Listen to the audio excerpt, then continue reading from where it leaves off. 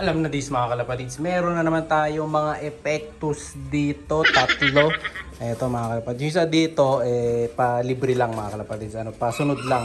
So ito yung tatlong regalo sa atin ngayong Pasko. Magandang regalo. So shoutout sa mga mahilig sa sesto. Tatlong sesto to, ayan, di-sponsor dyan ha. Yun lang ginamit na lalagyan nung kasama natin. Buti nakakita siya ng sesto box. So ito, buksan na natin kasi baka nakabali-balintong na yung mga to. Tatlong ibon ng laman yan. Tigi-tigisa yan. Siyempre ibantay ko. Ayun, naghihintay pa siya dyan.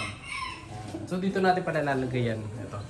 Naglagay na tayo ng mga pulungan dito ng cage. So 1, 2, 3, 4, 4 ang lalagyan. Pero tatlo lang to. Ano kasi ito dalawang hen, isang cock. So yung cock, isosolo natin dito. Yung dalawang hen naman, dito natin ikakabit. Ayan, magtatabi sila. So dito, iwalay natin sa gawi dito yung cock para di muna pumares. Ayan, may mga ano naman to Ayan, mga butas na. Siya against the light yung ano natin. Pwesto dito, ayan. Ang tindi ng sikat ng araw. So ito, buksan na natin para makita na natin yung isa. Bago tayo mag-unbox, sara muna natin yung pinto. Para for safety purposes. Baka makatakas. Guguntingin lang natin itong mga butas. Isang tape lang naman yata ginamit Buksan natin. Siya si Idol Madla, nakakahanga, may mga hawak, gandang linyada. Ika'y inspirasyon kung bakit hanggang ngayon ako'y palaging kumakarera. Ito pala, kumuha ako ng 6 na ideal. Susubuan natin, tagdadalawa per bird. Ito na yung isa. Ito unang ibon. Ito mga kalapatids, ito yata yung young bird mga kalapatids. Nahilo siguro tong isa na to. Yan, nahilo yung young bird. Nakalagay kasi dun sa box Pero okay naman sila, alive na alive naman. Ayan Yan, nakalagay kasi dun sa box ng motor. Buti okay yung ibon. Ayan young bird. Lagyan natin dito. Yan, young bird pala na hen. So dito na natin lalagay yan sa kabila. Bigyan ko muna ng ideal to. Ito na yung first bird natin, isang checkered na YB. Ayan, ito yung pasunod sa atin, may bird tayong YB. And then bumili tayo ng dalawa. Nilagyan ko na rin ng yung reload para mahimasmasan siya. Ayan, sara muna natin. Muna natin yung iba rito. Ayun, ito, next bird naman. Ito, puti na naman mga kalapatids. Gandang ibon, puti. So ito yung barako mga kalapatids. Louis Chu to. So line nito is Louis Chu na inbreed. Ayan, pangmalakasan. So mother and son pairing to ko doon nagkakamali sa pagkakaalala ko. Ayan. Ito, gandang ibon. Bigyan na natin ng ideal. Sing-sing yan, naka GRPC, HPC. Ayan, ito yung lalaki natin na magiging bagong foundation bird dito.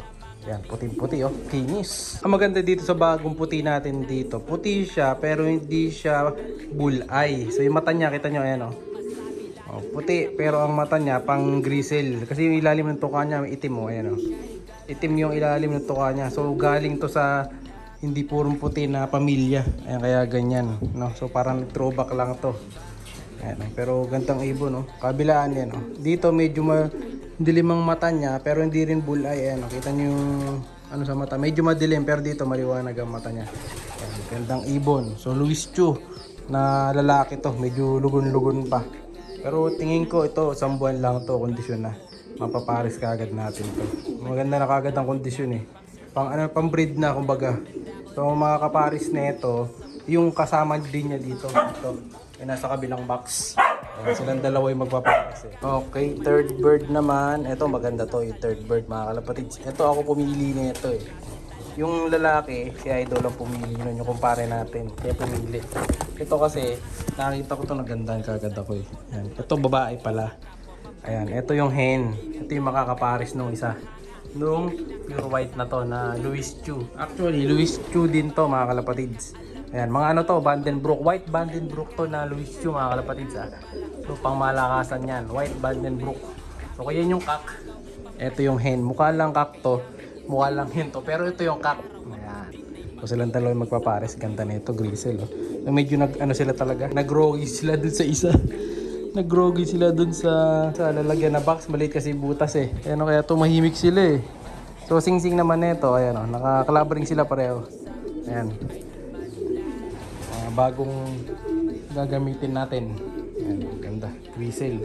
So ito, ang magulang nito parehong puti din na katulad nito pero nilabas grizzle. Ayan, parang nag-throwback din ang kulay. Ayan, off color na pangmalakasan ang bago nating binili. Yan, nilagyan na rin natin ng patukatong isa, yung inakay, para di siya mahirapan.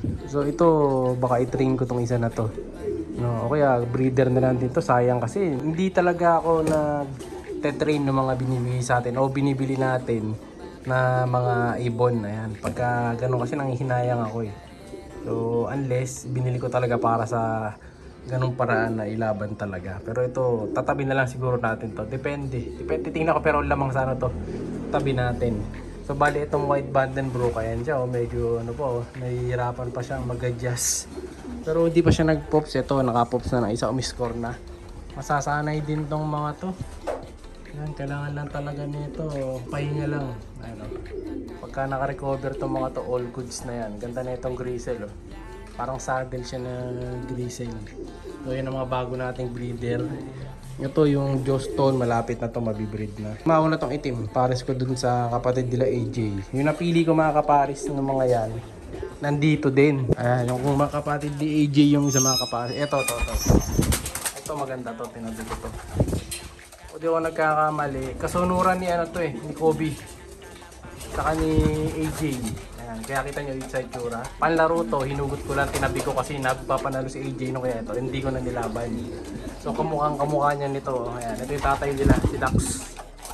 Ayan, ang daming tingting ni Dax. Balik na din. Butak-tak pa sige. Pinuno ko tayo ng tingting yan. Tapos ayun pa isang kamukha. Inbreed ni Dax naman yan. Yan ay inbreed. Yung mga breeder natin. Yung isa, yung grizzle, kay Baby Madla ako paparis eh. Manipis katawan ng grizzle eh, para lumapad. African black na pasok ng dibroxel. Dito natin paparis yun. Ayan. Malaking ibon kasi to. Ayan. So sakto-sakto siya dun sa isa. Dun sa manipis ang katawan para bumilog. Ayan, gandang ibon nito si Baby Madla. Ayan, yung galing kay Idol Punong Ministro. Ayan, di ba? Barako yan.